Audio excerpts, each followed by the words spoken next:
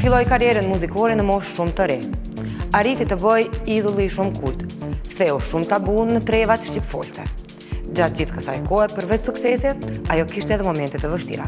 Shumë këngë, hite, videoklipe e albume. Adelina Ismaili tashmë një ku jeton jashtë Kosovës. Materialet që do ndjekim në vazhdim na kthen pakës prapa në kohë. Fillimet e saj deri tek majat e suksesit.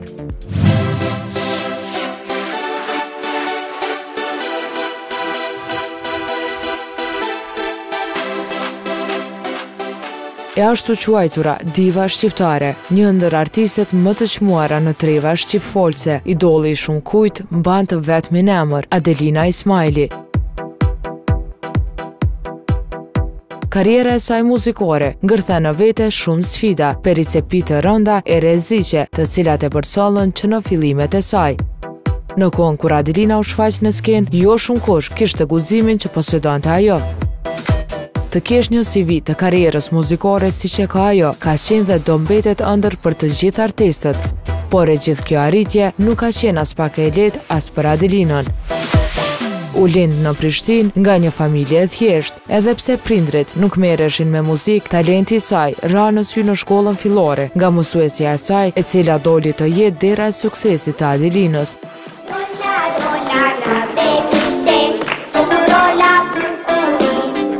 Ishte ajo e cila e orientoi atë në korrin e fëmijëve të Radio Prishtinës, prej së cilës nuk ndaloi së korruri sukses të mahnitshëm.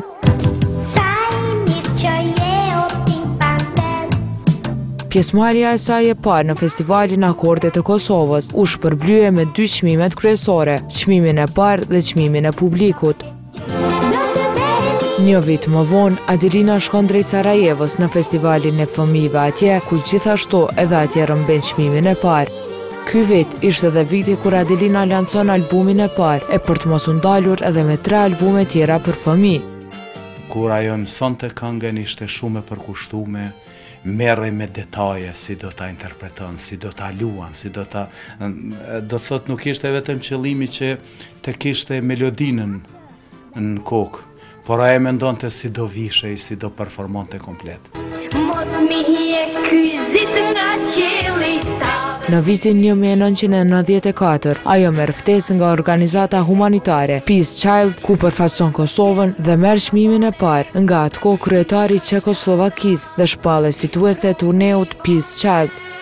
Pjesëmarrja e fëmijëve në për festivale është shumë e ndihshme, me qenë se të gjithë dojnë sukses, të gjithë dojnë çmime, të gjithë dojnë me qenë të parët, kurse çmime ka shumë pak, ka shumë, dhe aty munden pak sa fëmijët me qenë më të prekshëm, me qenë më të ndihshëm.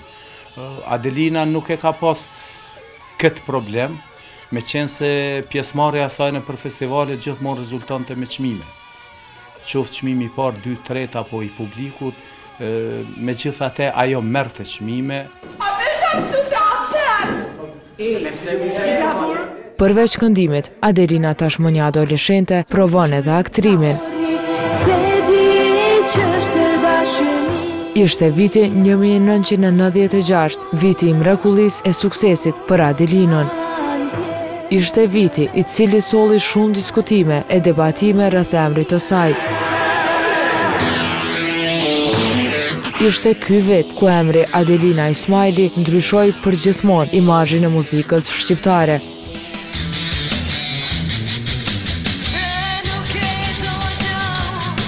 Kënga Sajzezo, e cila u komentua, u kritikua e bëri jehon revolucionare në skenë.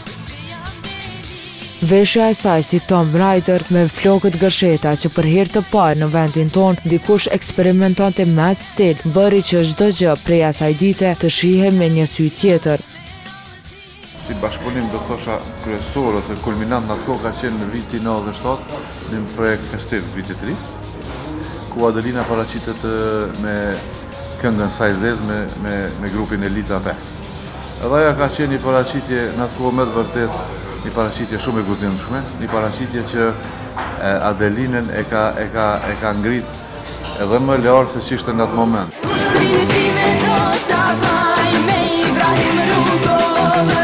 Ajo po ashtu filloi të merrej edhe me politik, ku këndoi këngën legjendare Ushtrin time do ta bëj me Ibrahim Rugovën. 1998 lufta në Kosovë sapo kishte filluar. Të dëbuara nga Kosova, Adelina së bashku me familjen merr rrugën drejt Maqedonisë për strehim. Edhe në atë kohë Adelina nuk ishte të ndalur. Pa humbur fare kohë, fillon punën në albumin më të ri, Siam Sex Bomb, në bashkëpunim me kompaninë Labia. Punua në kushte të vështira e kohë tragjike me muaj të tërë, por pa pasur idenë se çka do ndodhte me këtë album. Ky album arriti të bëjë albumi më i shitur në Kosovë, Shqipëri e diasporë.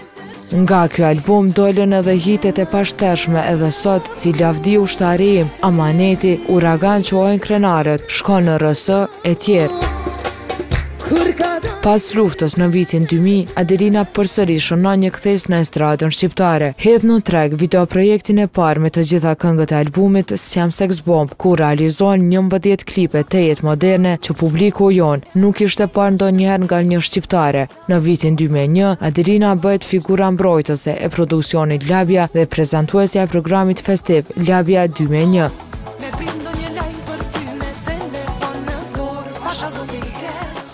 Në vitin 2002, ajo shënon përsëri suksesin e radhës, publikon albumin me 17 këngë të quajtur Prej fillimit, i cili që në ditën e lancimit prek shifrën e 150.000 kopjeve.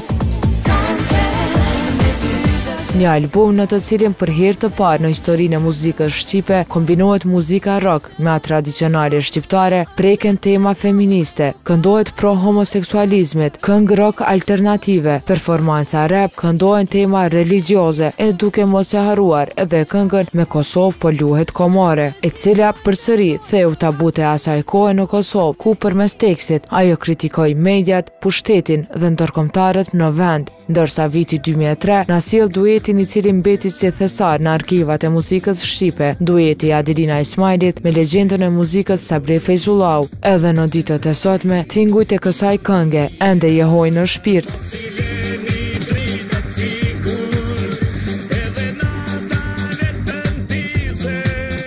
Në vitin 2006, Adelina merr vendim të shkëputet për një kohë nga skena muzikore pas një sëmundjeje në mushkëri, kur askush nuk e priste. Pas 2 viteve pauzë, Adelina Ismaili rikthehet në skenë, por ky rikthem i saj do mbahet mend gjatë.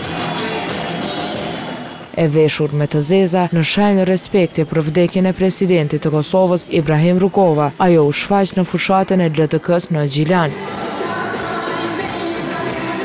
Përsëri lancon albumin e radhës të quajtur Phoenix, një bestseller i radhës i saj. Suksesi i Adelinës prek edhe skenën ndërkombëtare, që më shumë se 4 vite ajo ka nënshkruar kontratë me produksione zvicrane dhe për herë të parë një këngëtare shqiptare u regjistrua në agjencionin e mbrojtjes së artistëve Suica në Zvicër. Projekti i fundit të cilin ajo e lancoi në treg është kënga Ku ma ke, të cilën e publikoi vitin e kaluar. Në fund, kur bëhet një përmbledhje, do dojshim të gjithë që të kishim edhe disa Adelina.